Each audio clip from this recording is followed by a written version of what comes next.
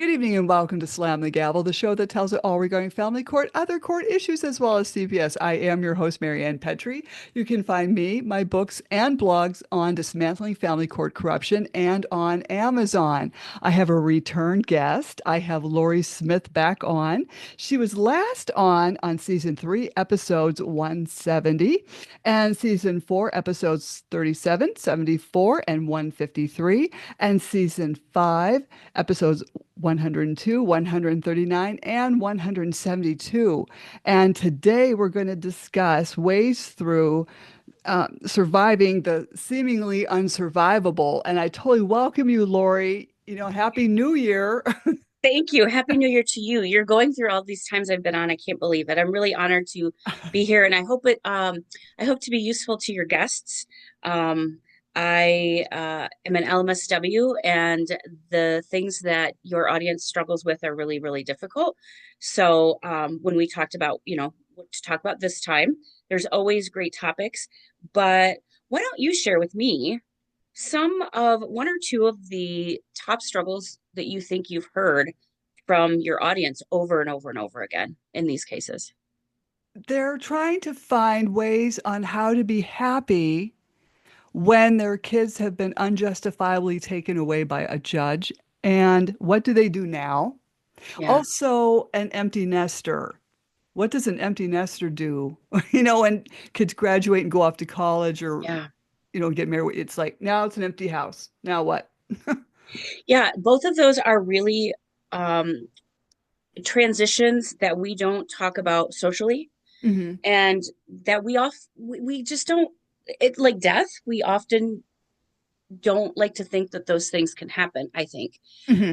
And so when something like that does happen, um, we're not prepared for it, first of all, but it kind of pulls the rug out from under any expectations we had about what life is and now what we are supposed to do. Um, Often in the cases like that, when something, I'll stick with the unexpected court case. You live your life, you think you check the boxes, you want to do things right. Hmm. You thought, but I was told, or I believed, if I did A, B, and C, it would equal D. Hmm. And that can happen in any situation, not just court cases. It can happen with the loss of a child with cancer. It can happen with a divorce. It can happen with Hmm. a loss, anything, any loss that just is unforeseen. But that's not supposed to happen. Right. And it's not, except for nobody talks about when it actually does. Hmm. I think one of the things we don't really talk about communally is how really unfair and unjust some of these situations are. And again, not only is it happening, but it's unfair and unjust, and we really, really try hard to make some sense of this Hmm. without just sitting in the feeling of this isn't fair. This should not be happening. Hmm. I don't want this to happen. And one of the things that I tell my clients often is I don't want it to happen either. You don't have to like it. That there's a difference between understanding and feeling that something is happening to us and our buying into the like we don't have to agree with it. We don't have to like it. It's we can actually have a tantrum about it and say it is a really shitty situation. In fact, Right. I encourage you maybe to do that. Oh, I tell people also that, and also, hey, you're allowed to swear because I think you should swear and get it out, and that way maybe you won't get cancer. Let it I out. Exactly. And I think one of the things that, again, I'm going to go into a little bit of a spiritual bent in this particular conversation because one of the things that when we do come up against these, one of the hurdles that is so hard is that we feel like we shouldn't be experiencing this level of pain. Mm. I don't get to decide that, but one of the beliefs that we are taught is that we have deserved it, or we somehow caused it, or we somehow uh, are supposed to like we have some self blame maybe and some Mhm. shame about that often, like even if it's not spoken.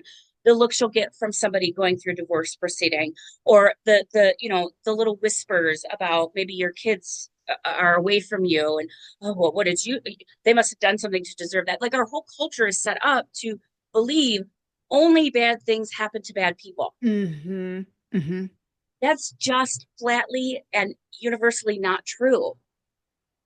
Bad things happen and good things happen, baseline, period, regardless of if you are defined as a good person or not. And by the way, the people that I grew up being told were good people also harmed me significantly. And so Mm-hmm. I'm going to put a question mark on who really is good and bad sometimes. I agree. So let's hold that, because, the church members and the uncles and all of, like, those were not good people. And I was taught to grow up and respect them and keep my mouth shut. Back Mm-hmm. to when bad things happen. Mm-hmm. So again, we have this cultural understanding that we can't make sense of these bad things happening because there's some internalization of, like, but I did everything right. Well, this isn't supposed to happen to me. It's supposed to happen to somebody else, like somebody who deserves it. Mm-hmm. So it's really confusing. Part of that confusion is because really, it's really looking hard at our expectations and our understanding. But but people who are good shouldn't be in the court system. Mm-hmm. My children shouldn't have to suffer through this. Absolutely, maybe 100% true, but it also negates that it actually is happening. And when we don't look at it, at the fact that it's actually happening, this unjust situation is actually happening to me. I didn't deserve it. It's really shitty. It's really unfair. Acknowledging that is one level of acceptance, Mm-hmm. but we instantly get stuck there because now our expectation is that it shouldn't be happening. Right. 100% true. Mm-hmm. Nobody deserves this. But if we stay stuck in the this shouldn't be happening, that is engaging the survival brain only, which is the back of the brain, which does not do and does not, it's not the executive functioning part of the brain that says, okay, we can problem solve, we can prioritize, we can rearrange our expectations, we can survive this. The executive functioning is going to tell us how to do that. Mm-hmm. If we stay in the fight, flight, fear, or fawn response of, I am being harmed. Yes, I am being harmed. Take a deep breath.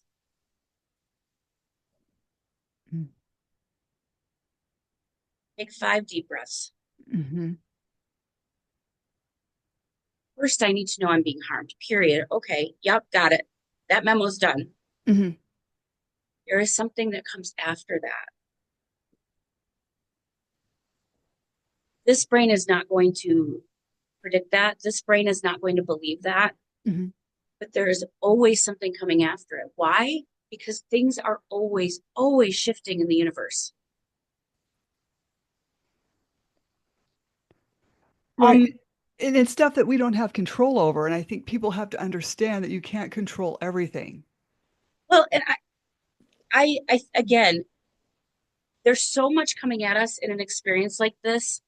Um, Unconfusing court lingo, bizarre Twilight Zone like, how could my spouse do this to me? How could Mm-hmm. my child, like, I don't understand who my child is right now because their allegiance is to Mm-hmm. the person that hurt us both, except, for example, a judge is supposed to be judicial. Right. We're, we get so knocked off our course because of the expectations that we really innocently have been conditioned to believe. Mm-hmm. First, I just kind of want to, like, poke some holes in those expectations, like I have been doing about only bad things happen to bad people. Mm-hmm. The court is always fair. My husband should be held accountable in court, or my wife. These things should happen. Those are great expectations. Those are the ideal. Every day in life, the non ideal is happening to clients that I work with Hmm. and the people coming on your show. But what do we do to get through that? And that's where I just want to pull a few quotes from this and maybe go off of Okay. that, because there's a lot of different philosophies, spiritualities, religions that are and can be useful in these situations. Hmm. But like somebody like somebody recovering from an addiction, it's the one that's going to work for you that matters. It's not you fitting into the one that you think you need to buy. It's the one that feels good inside and the one that makes sense to you to follow. So I particularly am pulling from a Buddhist book today. Pema Chodron is a Buddhist nun. I don't know if you've ever heard of her. This book is great. It's called The Places That Scare You, A Guide to Fearlessness in Difficult Times. It was written, I don't know, a couple decades ago, probably longer than that. And it's like 125 pages. Awesome. That looks Pema good. Chodron, yeah. So she talks a lot about our suffering and surviving that. And again, in my work, I work with people in horrific circumstances all day, every day. What I don't teach them is to just lay down and accept it. Hmm. There is a level of acceptance, though, we need to have as a baseline that this is happening. It's really shitty, and I wouldn't wish it on you. Hmm. Hmm. If we can digest the fact that, like, this doesn't match what is supposed to be happening, 100%. Feel the freaking pain of that so that it can move through you and not stay stuck. Then let's talk about a little bit of just a few spiritual things. So she talks about egolessness, but I just want to read a few quotes. We cling to a fixed idea of who we are, and it cripples us. Whether the reality of change is a source of freedom for us or a source of horrific anxiety makes a significant difference. Um, the fixed idea we have about ourselves as solid and separate from each other is painfully limiting. That we take ourselves so seriously, that we are so absurdly important in our own minds, is a problem for us. We feel justified in being annoyed with everything. We feel justified in denigrating ourselves or in feeling that we are more clever than other people. Self importance hurts us, limiting us to the narrow world of our likes and dislikes. We end up never satisfied. That is not to self blame anybody, but the crux of what I've just read is that we have the expectations. We have these fixed ideas. This shouldn't be happening. This isn't fair. I am supposed to be married with a nuclear family. Hmm. If we cling to those as the only truth when reality is different, Hmm. we will suffer.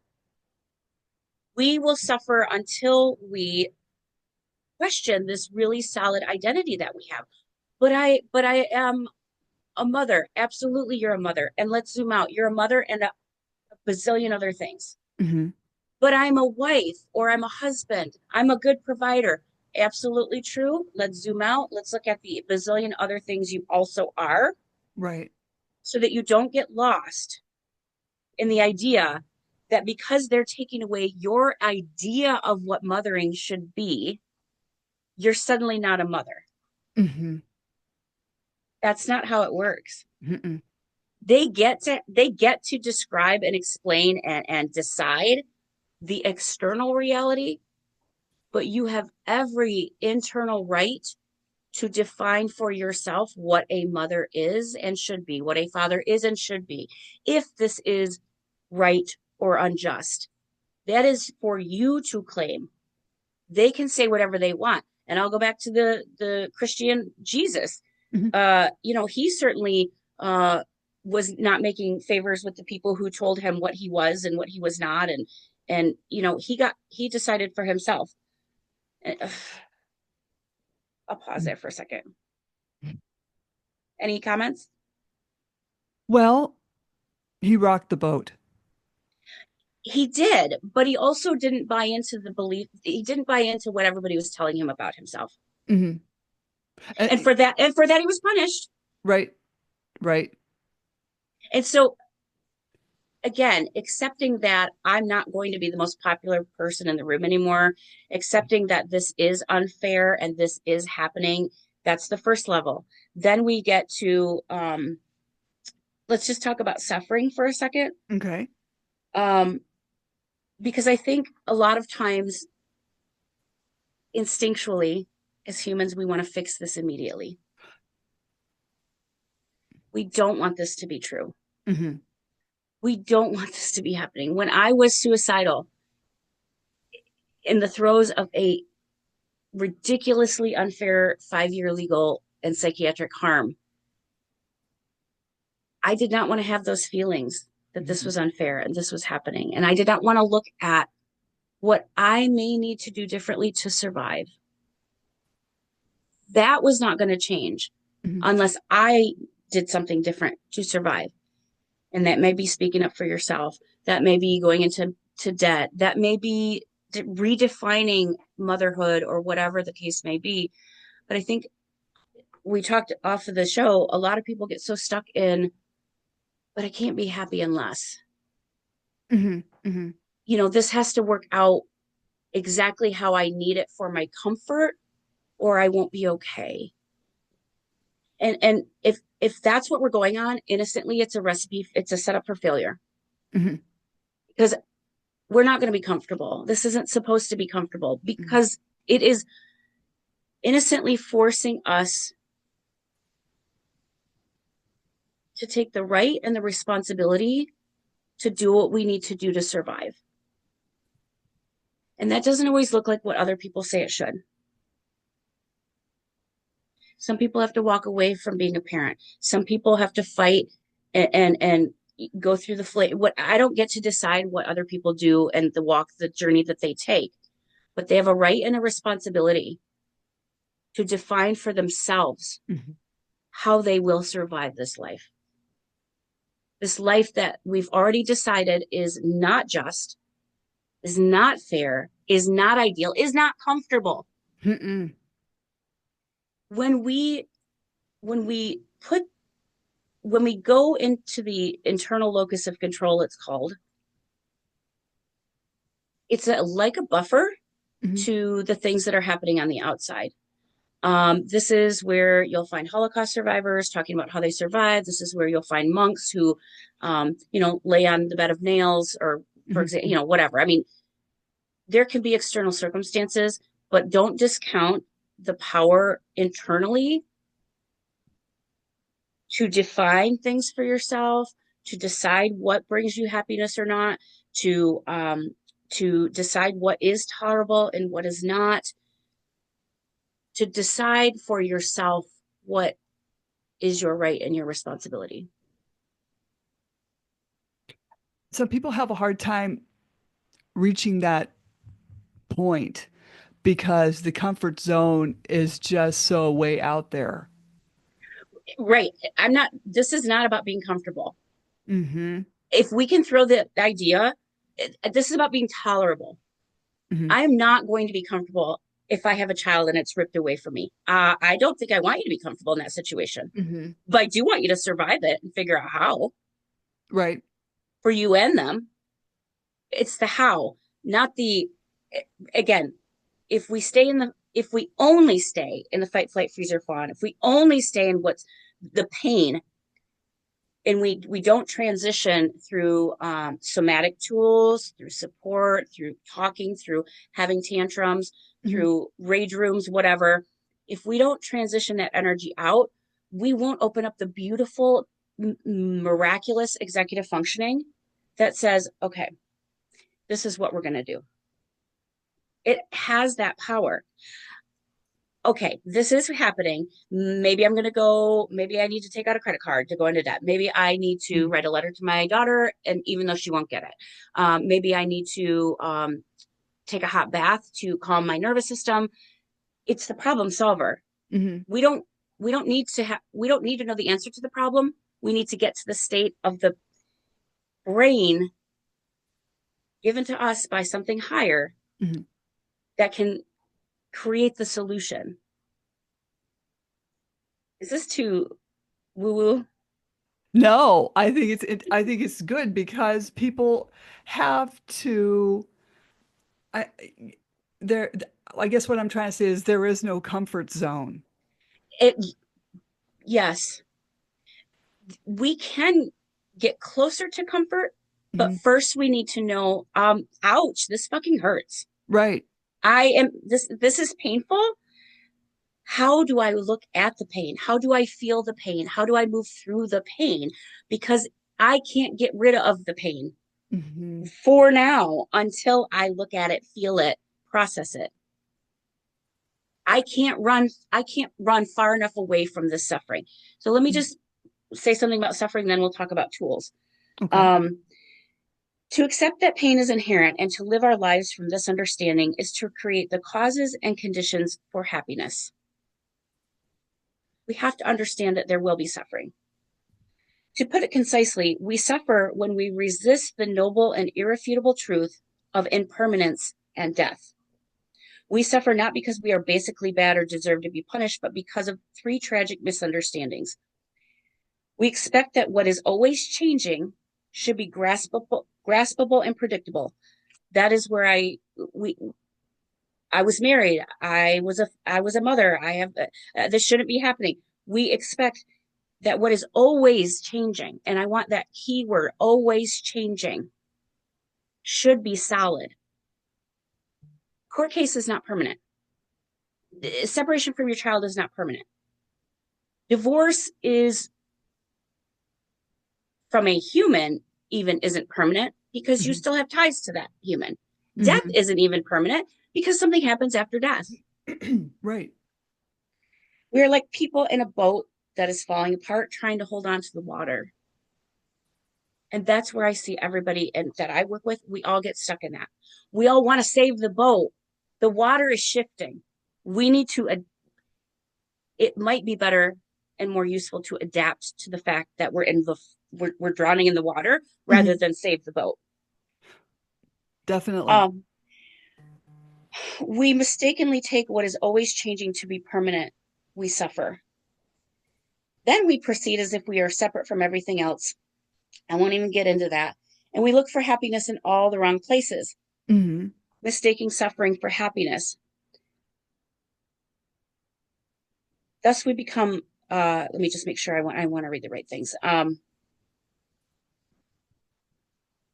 We keep getting hooked and repeating our quests for fixing it so quickly. We continue to reinforce old patterns of suffering. Thus, we become less and less able to reside with even the most fleeting uneasiness or discomfort. We become habituated to reaching for something to ease the edginess of the moment. This escalates into like obsession and addiction. Like, but I have to. This has to be right. This has to be what my expectations are. Mhm. This is our way of trying to make life predictable, because we mistake what always results in suffering for what will bring us happiness. Because we mistake what always results in suffering for what will bring us happiness, we remain stuck in the repetitive habits of escalating our dissatisfaction. There is no cure for hot and cold. There is no cure for the facts of life. We can relax and be fully present for our lives. Okay, that's a big chunk of high. I'm just going to like level that down back to basics. If we get in the court case, for example, this has to go a certain way. This has to end a Mhm. certain way or I won't be okay. I can't be happy unless, to the degree that we hold on to those as tightly as we're holding onto the boat, the water is shifting. It can be cold, it can be uncomfortable, it can be terrifying. The water is shifting. If you don't want to drown, Mhm. let's look at stretching what is possible and the fact that you can survive whatever is coming. I don't know how. I don't need to know how right now. I am 100% sure you can survive it. How do I know? Because if you look behind you, you've survived 100% of the days of your life, and I didn't have to figure that out for you. You did. Mhm. There is some capacity and some capability there that we innocently when we're in fight, flight, freeze, or fawn, we can't access that. And so we forget it and we forget that we actually do have some power, and we do have the right and responsibility, and we do have an executive functioning brain that can help us come and create the solution to this. If we just get, if we can just process, yeah, it is uncomfortable. Yeah, it is terrifying and torturous. And it is something that I should have never been asked to do in my life. Mm-hmm. But if I stay stuck in only that this should not be happening, I lose focus on how to get through it. The boat shouldn't be falling apart. Mm-hmm. Mm-hmm. The boat of the judicial system should be safe and protective. I am very sorry it's not. Mm-hmm. And we're in the water. And guess what? That's good news. You don't have to believe me, and you can want to punch me in the face for saying that. It's the best news we have because the water is bigger than the boat. Oh, I like that. When she talks about things always changing, there is an ebb and a flow to the ocean. The ocean is so powerful. It wait, is it the moon? The moon controls the ocean, not the other way Mhm. around. But the ocean is so powerful that the storms are not permanent. They come and they go. That is a hope. That is what I want us to cling to. That is as true as the boat is sinking. I'm going to take that further because I talk a lot about the ocean. It is a really useful metaphor for life. If you go high enough, the sky is always blue. And I don't mean that in some candy-coated, pussyfooting way. What I Mhm. mean is if you go high enough above the problem, if you zoom out and you look at it from a sort of a global, if you imagine you're on another planet looking at the earth and coming down into the court, there are infinite truths available aside from that courtroom. Mhm. Mhm. That's always blue. There's always possibility if you go high enough. When you go deep, when you go inside, when you go internal, there is always the opportunity for calm. We have that right and responsibility. We have that skill and capacity. Someone may have not taught us how to do that, but it is available to us. And every religious book and every religion will tell us there are ways to do that.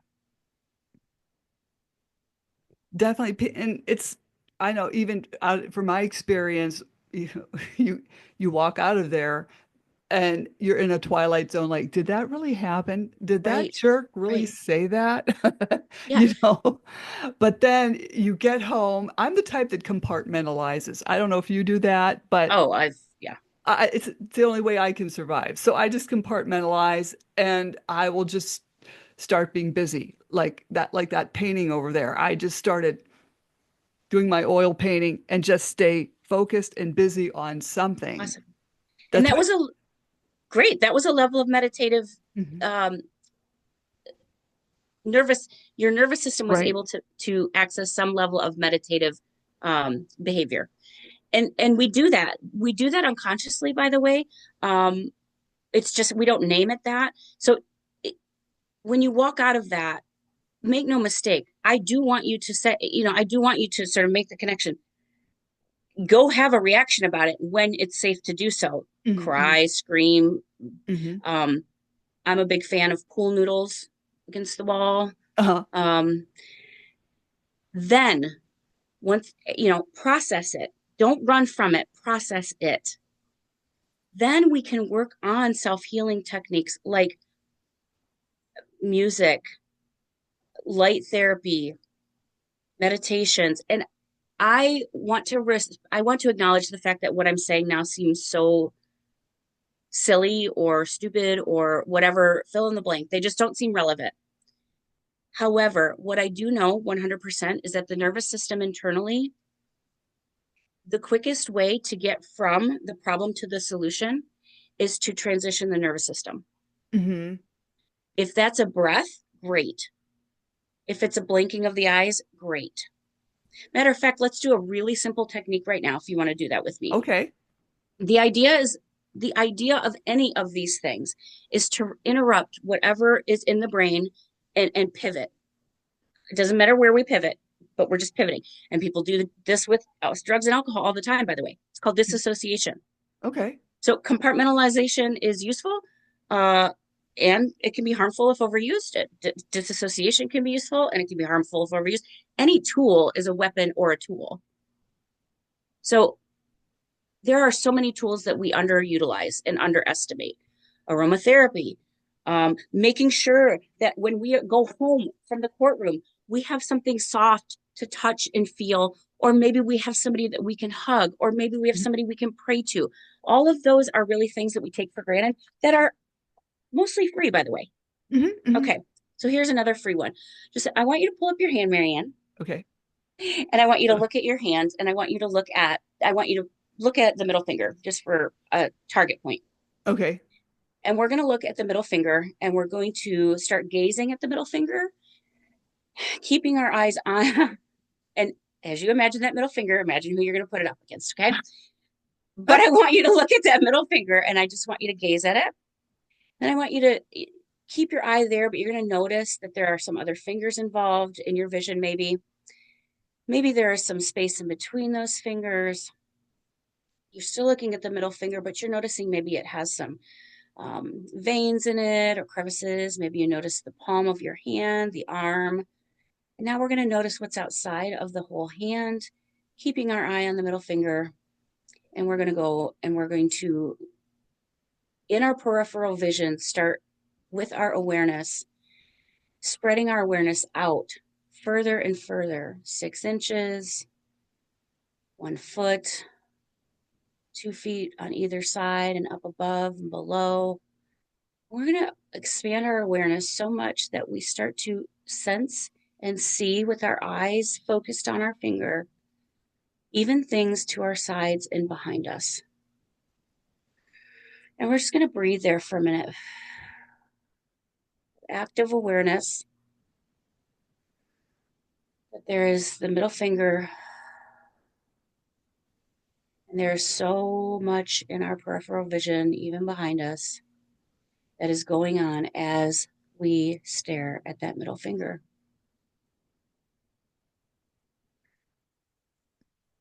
Just gazing there, because what this is doing is rewiring our nervous system.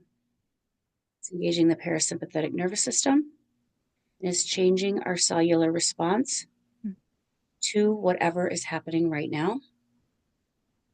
As we gaze at that middle finger and with the awareness of what is around us, take another deep breath. And down, close your eyes. Maybe notice if your hand feels different, if your eyes feel different. They should be maybe slightly moving with your eyes closed. If they're not, that's okay too. But we have, for free, just done what people every day seek from drugs and alcohol, which is a shift in how we feel. Hmm.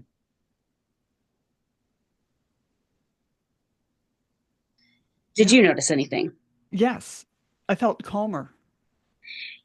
And again, this is a state of the nervous system that we're not used to accessing. Hmm. You can do that with your hand. You can do that by looking at a point on the wall straight ahead and doing the same thing. I also teach a technique where you identify and say a sentence about 5 things in the room. The door is locked, the light is on. It isn't necessarily about the technique. It's that the technique is interrupting the constant blah, blah, blah, blah, blah in our Yeah. mind, but also it's engaging a level of our nervous system, which is a support and a tool and a resource and an accessible state of calm. When everything in the world is on fire, when the boat is drowning and falling apart in the water, Hmm. first thing I need to do is get to a state of calm and presence so that I can figure out how I'm going to swim or survive. And this can be done. I never felt helpless when I was going through this thing. You know, I just thought there's 20 ways to skin a cat. That's how we always thought as a nurse, because we're always trying to help people and fix this, fix that. What do we do with a clogged NG tube? Okay, we're going to dump Pepsi down it. We're going to get this thing unclogged, and it Yeah. worked. Okay, so there's other ways to, I just don't want people to feel hopeless and helpless in, any situation such as either court or, now their kids are grown up and out of the house and they're by themselves. And what do I do now? I want people to be empowered and realize that, stay calm. Well, you know what? I don't even want to. I'm going to argue with my own advice. I don't want anybody to stay calm. I actually do want us to move through what Hmm. it feels like to feel helpless, hopeless, and powerless. Because until we feel those on your knees moments, until we look directly at them and feel the guttural tearing apart of everything we thought was true, Hmm. until we feel the boat is falling apart, until we feel that, we're not going to acknowledge that that is not the only state that we can be in. Hmm. Like, okay, yes, we feel the hopelessness, feel the helplessness, feel the powerlessness, and zoom out, do some of these techniques. We don't need an answer. We just need to feel that, interrupt it. And it's called pendulation. You go into it Hmm. and you come out of it, and you go into it like a wave of the ocean. Hmm. It's always changing. I'm going to feel hopeless, and then I'm going to work towards empowerment, and then I'm going to feel helpless, and then I'm going to practice some calming techniques, and then I feel powerless, and then I'm going to go have a tantrum against this motherfucker. Right. Right.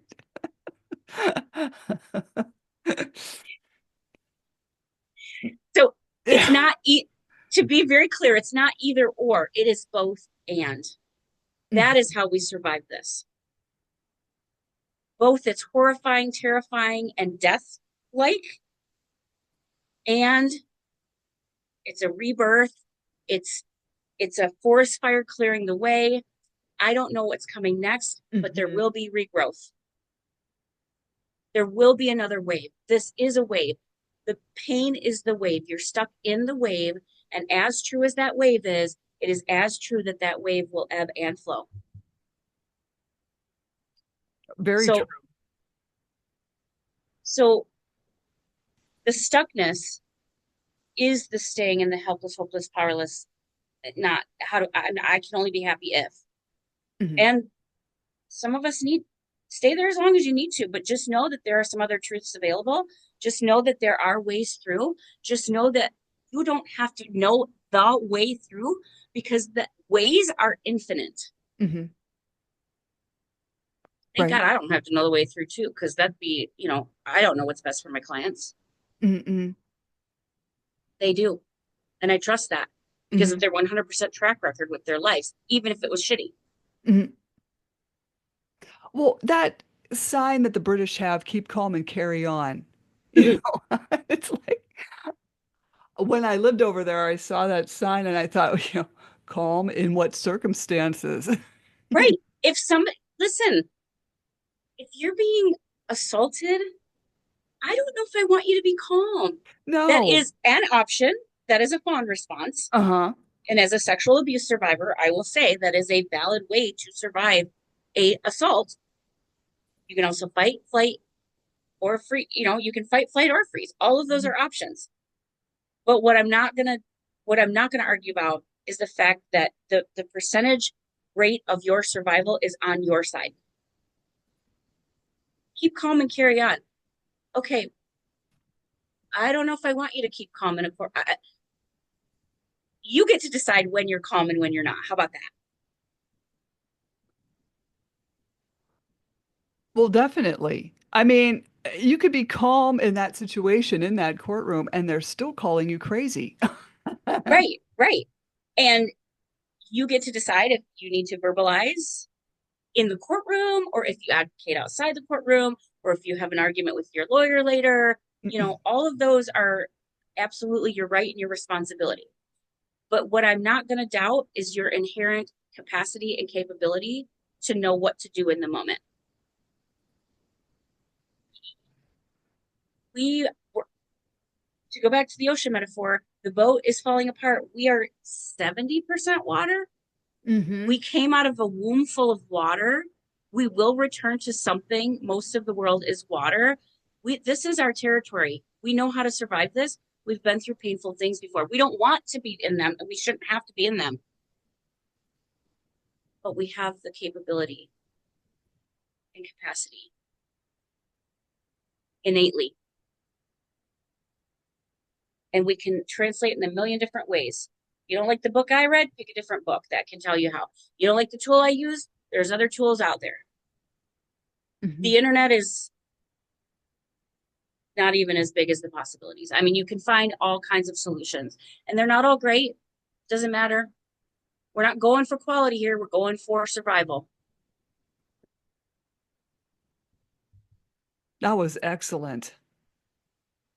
I hope it's helpful. Oh, yeah. I, We I will try not to survive. sugarcoat things, but I try to be realistic. And, Oh, this is, I don't, I don't like it for you. It's not fair. I agree. And this is not the end of the story. definitely.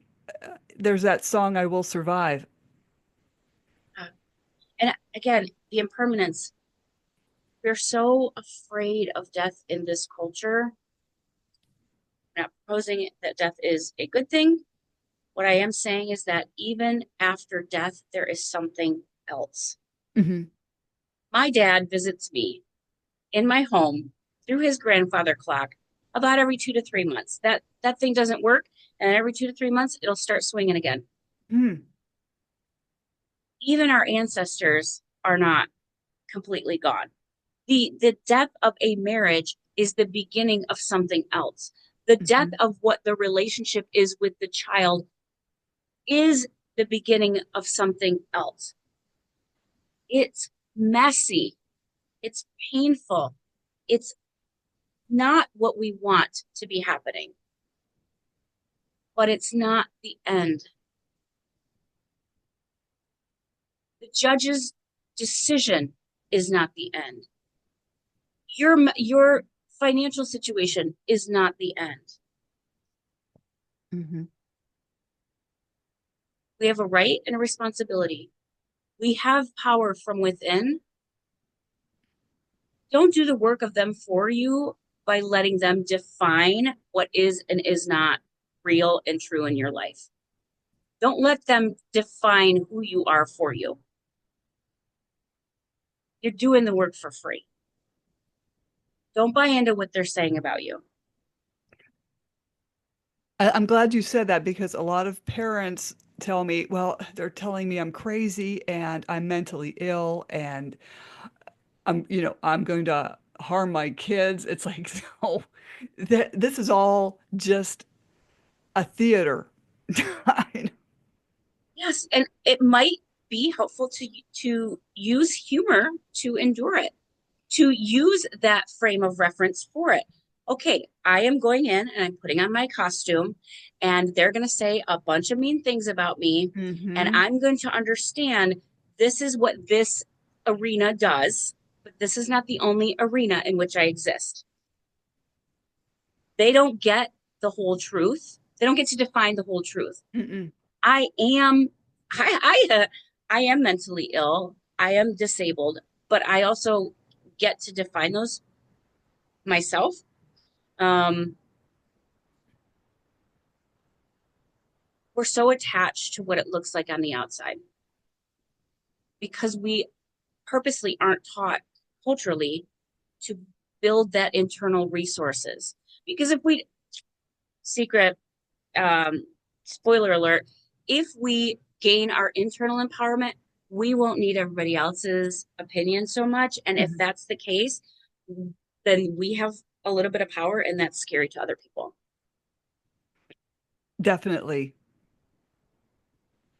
And And they need us to be scared. They need us to be submissive. They need us to play along. And if we have power, that's a threat to the system. That's why you're probably divorced. That's probably Yeah. why you're pissing off the judge. And you will survive. Yes. Yeah. You get to decide how. It doesn't Right. have to be pretty. The goal is not to keep the nice picket fence McMansion and have things go as they were. They weren't going well. Right. Right. That is not, the boat has fallen apart. Okay. Don't worry about building a new boat right now. You're in the water. Let's remember we are from water. We can swim. We can get through this. We don't have to know how. We just need to know that we're in a wave and the storm is coming and it's going to go too. Right. It's okay to not be okay for, like you said, like take the pool noodles and beat the walls, just let it out, you know. I have I am not lying when I say with a client, I took a dozen eggs unboiled Oh and I no. had them to work on some anger. And we wrote some different um, sources of anger on each egg. Hmm. We went out to a tree. Eggs are biodegradable, Hmm. and we threw them at the tree, and we smashed all of the things that made us angry. And I will say that they were different after that experience. Do what you gotta Oh, I agree. It's like, in a harm reduction way. I'm a harm reductionist, so don't harm other people, but right, right. or yourself, ideally. No, I think that's just a wonderful idea to do that. You're gonna make me cry. Yes, because we're not. Don't even. I could do a whole another podcast on how anger is not allowed socially in this country. Oh, right, Anger, right. anger That'll be our is a next one. yeah. Anger is a very useful tool to tell us when our boundaries have been crossed. Mhm.